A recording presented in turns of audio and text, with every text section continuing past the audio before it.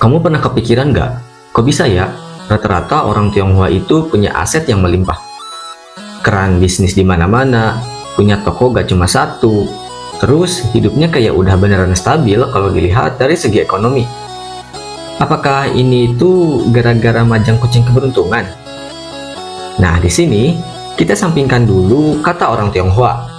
Karena sebetulnya bukan genetik yang menentukan kesuksesan, melainkan mindset dan juga budaya yang mereka anut. Artinya, jika ingin sukses, kamu gak harus kok jadi keturunan etnis Tionghoa. Tapi, cukup tiru apa yang mereka lakuin. Berikut ini 8 trik ala orang Tionghoa supaya dapat kestabilan finansial. Trik yang pertama, literasi finansial sejak kecil. Sejak kecil, orang-orang Tionghoa sudah diajari gimana caranya dapat duit dan ngelola duitnya sendiri. Jika pengen sesuatu, katakanlah uang 20.000, mereka gak dikasih secara cuma-cuma, melainkan harus ikut bantu jualan lebih dulu. Entah itu dengan jaga toko atau ikut anterin barang.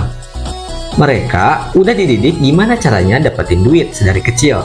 Dan diajarin konsep mana barang yang beneran kita butuhin sama barang yang cuma kita pengen sesaat.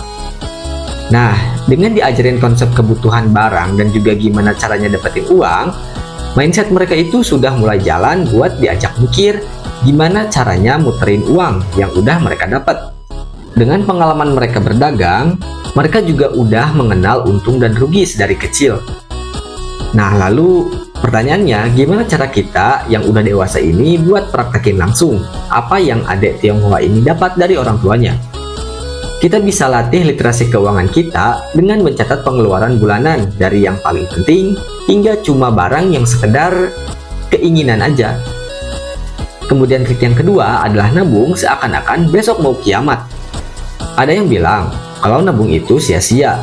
Tapi sebenarnya bukan tentang apakah nabung itu lebih baik dari investasi atau enggak. Tapi orang-orang Tionghoa itu hampir 70% hingga 80% uangnya dijadiin cadangan untuk berjaga-jaga buat masa depan. Mindset mereka itu seperti menabung bukanlah pengorbanan, tapi sebagai penjagaan.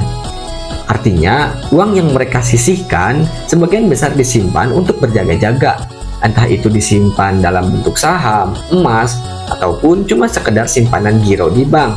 Karena mereka percaya kalau menabung itu bukan menunda kesenangan, tapi menunda kekacauan. Kemudian trik yang ketiga adalah imun terhadap gengsi. Biasanya, kita melihat orang lain itu dari tampilannya, kayak merek baju yang mereka pakai, motor atau mobil yang dibeli, rumah segede dan semewah apa. Tapi, orang-orang Tionghoa melihat seseorang itu bukan dari apa yang mereka pakai atau mereka miliki, melainkan dari apa yang mereka hasilkan. Terlalu memperhatikan pandangan orang lain justru membuat kita berlomba untuk menghabiskan uang kita demi membuat mereka terkesan, yang ujung-ujungnya uang kita itu habis cuma buat beli barang yang sebenarnya fungsi dari barang itu nggak terlalu kepake buat kita. Nah, orang Tionghoa itu justru menilai seseorang dari value dan apa yang orang itu bisa lakukan. Orang yang bisa muterin duit sekecil apapun pasti lebih berharga ketimbang orang yang cuma tahu brand mahal dan orang yang hanya hobinya itu nongkrong di kafe estetik.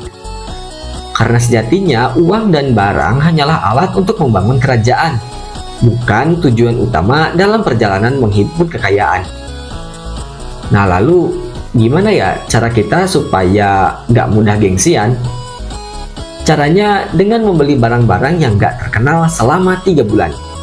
Dengan catatan, tetap memperhatikan kualitas dan kegunaan barang itu. Kemudian trik yang keempat adalah kerja keras dan kerja cerdas. Mungkin kita sudah tidak asing dengan kalimat kerja itu harus cerdas, bukan keras. Karena terkadang ada proses yang harus dilewati dengan waktu dan tenaga yang ekstra. Jadi kerja cerdas aja itu nggak cukup, melainkan harus tetap diimbangi dengan kerja keras. Mereka menjadikan istirahat sebagai hadiah dari kerja keras, bukan sebagai alur pelarian dari kerasnya perjuangan. Kerja lembur, mereka anggap sebagai peluang untuk meningkatkan skill, sehingga tidak merasa begitu tertekan dalam menghadapinya. Mindset mereka adalah kerja keras dan kerja cerdas untuk hal yang penting. Kemudian trik yang kelima adalah gak ada pekerjaan yang hina.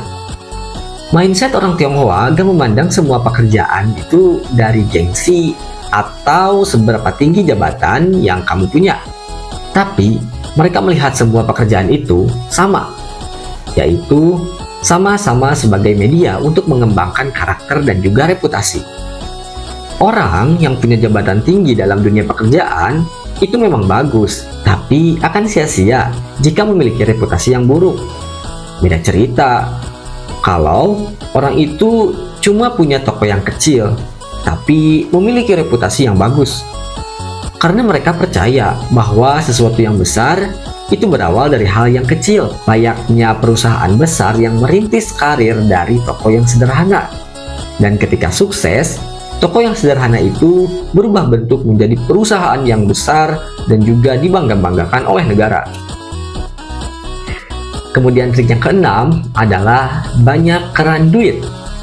Orang Tionghoa itu paham kalau kita cuma ngandelin satu penghasilan tanpa sampingan, itu ibaratnya bikin rumah dengan satu tiang. Kalau tiangnya itu roboh, maka rumahnya pun bakal ikutan roboh. Begitu juga jika kita terlalu bergantung pada satu sumber pendapatan. Ketika kita mengalami krisis, kita pasti bakal kelabakan. Mereka itu punya banyak sampingan. Siangnya mereka kerja dan malamnya ngurus bisnis kecil-kecilan sebagai usaha sampingan mereka.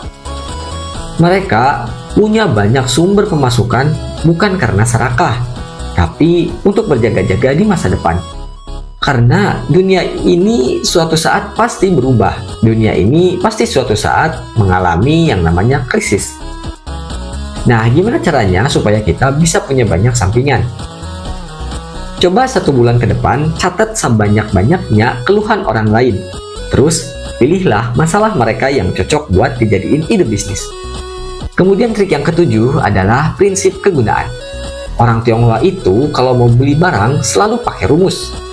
Rumusnya simpel.